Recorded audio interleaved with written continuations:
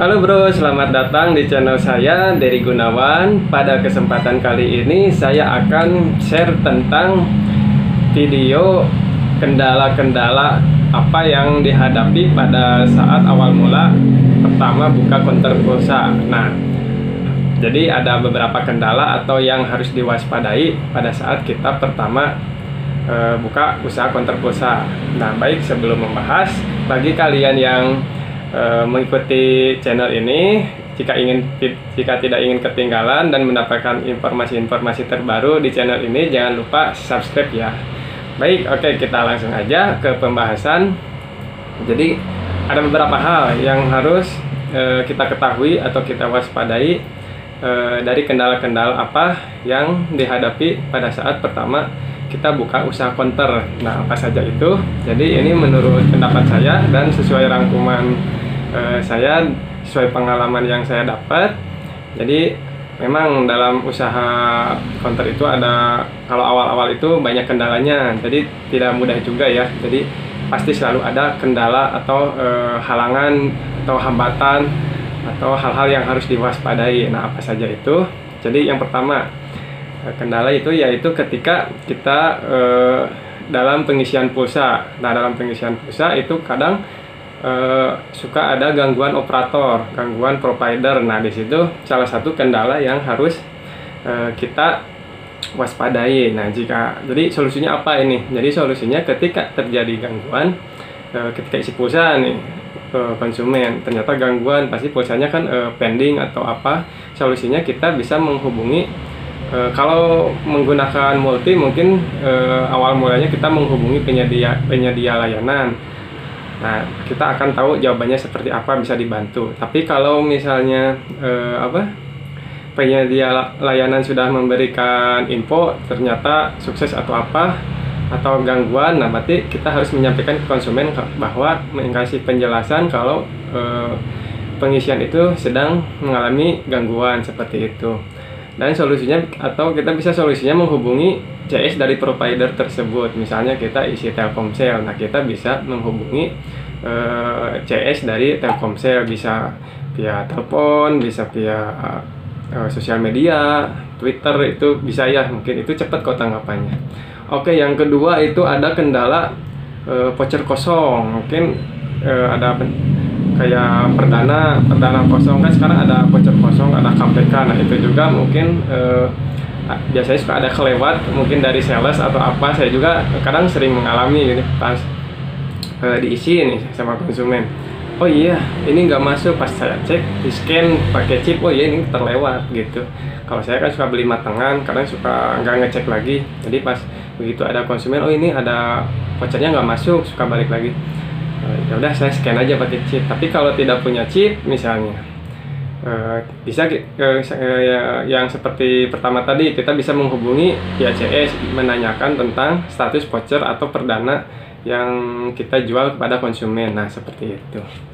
Oke, yang ketiga itu ada kendala registrasi. Nah, di sini kadang juga kalau registrasi itu terkendala juga, mungkin kalau emang jaringannya jelek atau mungkin dari status 444-nya delay atau apa, itu kadang suka nggak ada balasan. Biasanya itu salah satu penyebabnya salah format karena tiap kalau nggak muncul notifikasi ketika kartu dimasukkan, kadang kan ada yang muncul notifikasi otomatis, ada yang tidak. Nah, jadi kalau yang tidak itu kan kita harus kirim manual SMS ke 4444. Nah, itu formatnya dari provider satu ke provider lain itu beda-beda biasanya.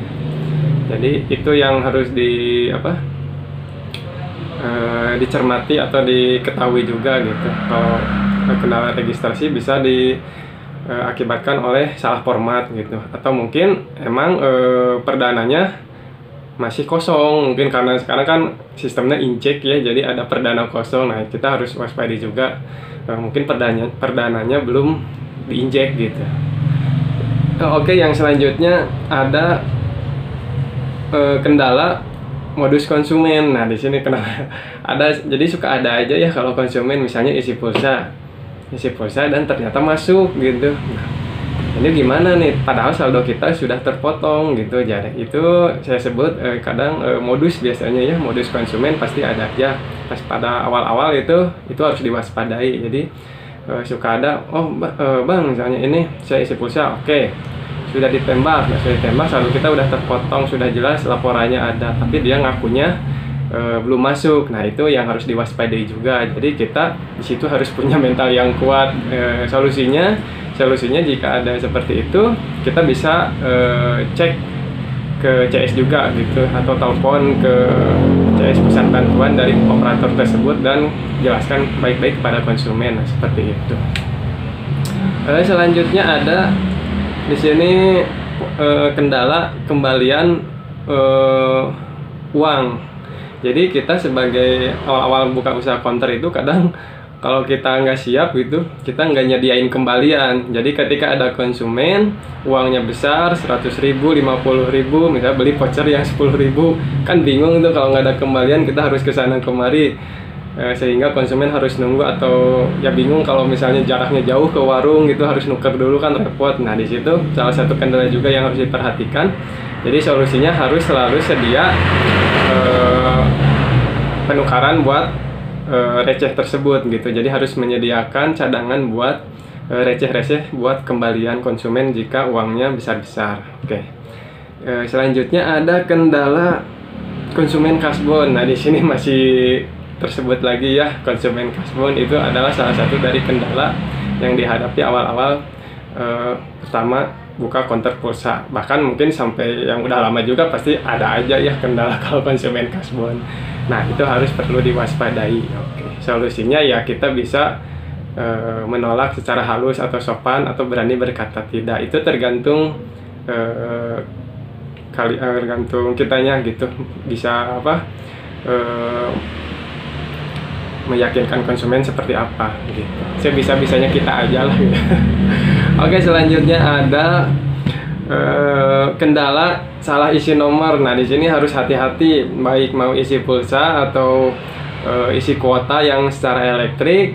Terkadang itu kesalahan bisa dari konsumen atau bisa dari kita sebagai penjual. Kadang kalau ada yang pada saat pengisian itu yang ditulis sendiri oleh konsumen atau ditulis oleh kita. Nah di situ kita harus perlu teliti gitu, teliti dalam menulis nomor, dan harus cek ulang lagi, cross check lagi ke konsumen gitu, apakah nomornya sudah betul. Nah biasanya seperti itu salah satu kendala kalau salah isi nomor seperti itu harus perlu diwaspadai juga.